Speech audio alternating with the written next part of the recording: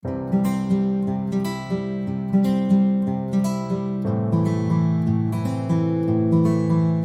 ¿cómo están? Espero que muy bien. Seguimos dialogando, explicando las principales ideas políticas, doctrinas que dieron forma a la era contemporánea. En este caso, para introducir el pensamiento y la obra compleja de un teórico revolucionario sumamente influyente en todo el pensamiento político occidental. Me refiero a Carlos Marx y también su compañero Federico Engels. Ante todo, una aclaración a título personal. Creo que la obra de Marx es sumamente optimista. Contrario a lo que puede pensarse sobre un revolucionario, sobre un teórico que siempre estuvo en el exilio, que siempre fue perseguido por todos los gobiernos de los países europeos. Creo que hay en Marx una postura optimista frente a la historia y a las posibilidades del hombre para redimirse y transformarla. Marx estaba convencido de que a pesar de las condiciones materiales de existencia deplorables que tenían los trabajadores en el marco del capitalismo, existían posibilidades concretas de transformar al mundo, de que el hombre pudiera transformar al mundo, transformar a la sociedad y de que el proletariado, en definitiva, pueda convertirse en agente de este cambio en beneficio propio. Proletariado, gran concepto, gran palabra, que refiere a aquel que solo es dueño de su prole, es decir, de sus hijos o de su descendencia.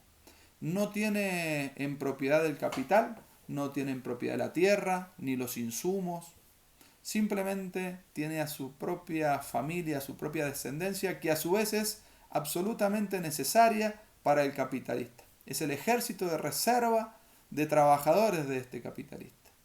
El marxismo, a grandes rasgos, puede ser definido como una doctrina o un sistema político complejo que pretende explicar el mundo de una manera científica. También es un sistema político sustentado en un relato y en una concepción única del mundo que ha disputado la concepción política vigente durante los últimos siglos. Me refiero a la democracia liberal burguesa. En este sentido, hay una fuerte crítica aquí en Marx y en el marxismo al liberalismo y a la democracia parlamentaria, en tanto instituciones o sistemas de gobierno que no han hecho más que encubrir un sistema de explotación de una clase sobre otra clase. Por eso es que no catalogamos a Marx como un filósofo, sino más bien como un teórico político. Hay una frase muy famosa en Marx, muy citada, extraída de sus famosas tesis de Feuerbach del año 1845, en donde sostiene Marx que los filósofos, a lo largo de siglos, a lo largo de la historia, no han hecho más que interpretar el mundo de diferentes maneras. Y en realidad de lo que se trata es de transformarlo al mundo. Entonces, vamos a tratar de alguna manera, descubrir cuál es el hilo conductor para comprender la propuesta que va a realizar Marx para transformar el mundo. Por supuesto, no en este único video, sino vamos a tratar de introducir este hilo conductor. Me detendría y haría hincapié básicamente en la relación que existe entre el hombre y la naturaleza, entre la humanidad y la naturaleza. Aquí Marx retoma un elemento de la economía clásica. Me refiero a la necesidad. ¿Sí? Marx lo presenta como un gran descubrimiento, ¿no?, que se va a convertir en su tesis de partida. Dice que el hombre es un ser necesitado y que como ser necesitado debe recurrir a la naturaleza para transformarla con el objetivo de satisfacer sus propias necesidades. Por ejemplo, de hambre, de frío, de seguridad, de alimentación, ¿sí? Y al satisfacer estas necesidades en la naturaleza, lo que hace es trabajar, ¿sí? El trabajo es la acción o es la actividad que permite al hombre transformar la naturaleza en su propio beneficio. Ahora, lo importante es que esta relación no es meramente utilitaria, ¿no? Ya que el hombre no solamente se sirve de la naturaleza, sino que al transformarla, la humaniza, deja su huella en esta naturaleza. Y al hacerlo, al dejar su huella, se descubre a su vez como hombre. Descubre en la naturaleza su propia humanidad. ¿Sí? Hay un texto muy conocido de Engels, del año 1876, si mal no recuerdo, en donde Engels nos cuenta cómo es que el hombre, o en realidad cuando el hombre todavía no existía, sino que existían los primates, los primeros monos, ¿sí? Abandona los árboles este primate, este mono, y comienza a caminar de manera erguida, de manera erecta, ¿sí? Eventualmente empieza a usar las manos, estas manos que antes le servía quizá para colgarse de alguna rama, ahora es utilizada para alimentarse, para recolectar alimentos, para lanzar algún proyectil quizá y cazar un animal, para construir un refugio precario, para construir herramientas en definitiva. Este trabajo, esta liberación de la mano del mono, convierte esta mano del primate en la mano de un hombre que ahora puede alimentarse mejor, tiene la posibilidad de cocinar, de dominar el fuego, ¿sí? Esto es lo que hace o hizo del mono, dice Engels, un ser más social, dado que a partir de este momento empieza a reunirse con otras personas ya para trabajar de manera conjunta. Y gracias a este proceso evolutivo, porque Engels cita en este texto los escritos de Darwin sobre la evolución, ¿sí? Al hombre no lo había creado Dios, sino que había ido evolucionando. Y el trabajo, dice Engels, es el elemento diferenciador que va a iniciar este proceso evolutivo, ¿sí? Este proceso está posibilitado por el trabajo, ¿sí? Fue el trabajo el que convierte a un homínido en hombre, el que convierte a un hombre en un ser social, ¿sí? Y fue la necesidad de transformar la naturaleza la que eventualmente llevó a trabajar al hombre y que incluso hizo que este hombre comenzara a hablar, necesitara comunicarse con sus compañeros de trabajo. En este caso fue la necesidad la que creó el órgano.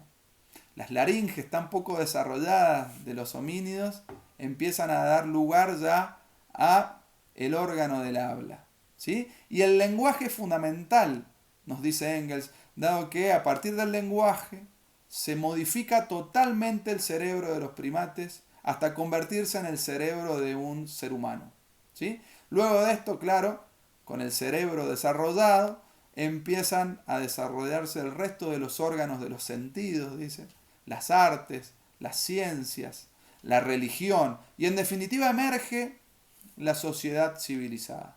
Fíjense qué importante entonces es dentro de la doctrina marxista el trabajo.